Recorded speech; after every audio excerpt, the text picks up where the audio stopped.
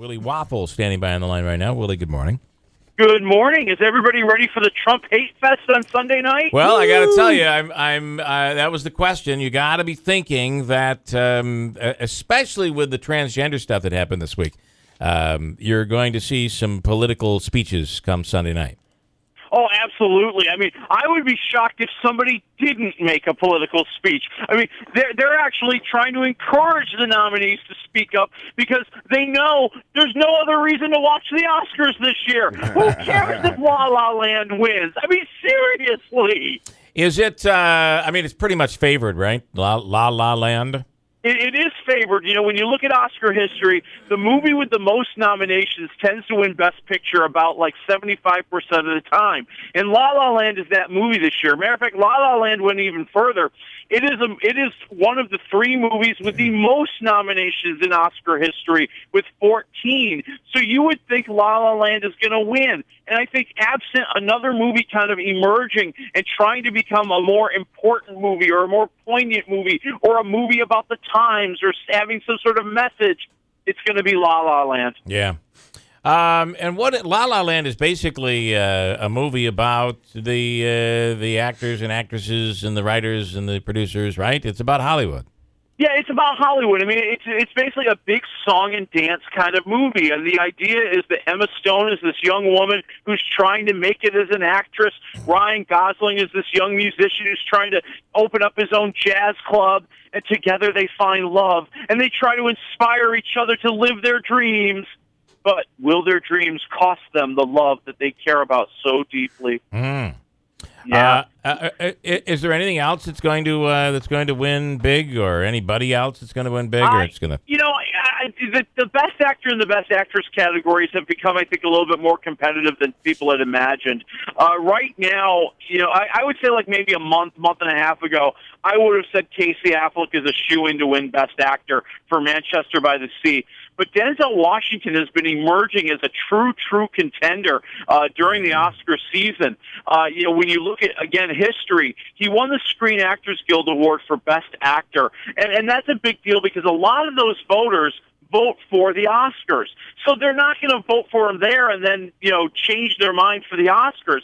And the person who's won Best Actor at the Screen Actors Guild Awards has won Best Actor like 12 years in a row at the Oscars. I think he's going to take it. It's a big deal. You know, to win Best Actor twice in your life at the Oscars is a rare feat. And I think it really just, you know, cements Denzel Washington as the legend we know him to be. And will this kind of squelch some of the criticism over the Oscars being so white? Oh, no, the controversy will never die. Yeah. I mean, I really don't think so. I mean, you know, what controversies do die these days? I mean, we have people kind of are embracing their right to be angry and their right to have the controversy. Nobody thinks that anything actually gets remedied anymore. Well, Willie, and I wanted to ask, because now that they went from 0 nominations, I think, to 6 African-American actors being nominated. Do you think the Oscars nominated these people as kind of a makeup, or are these because they were legitimately great performances?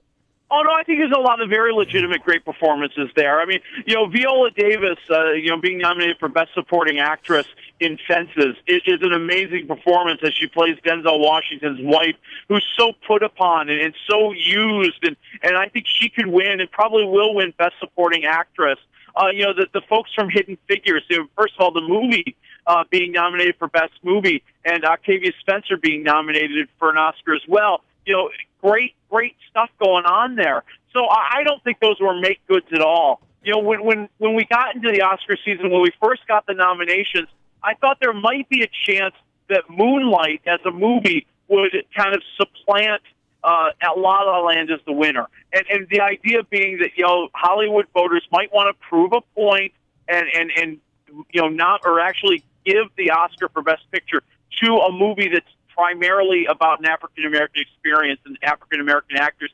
But Moonlight has never really gained a lot of traction and a lot of attention. If any movie is going to surprise La La Land, it would be Hidden Figures, believe it or not.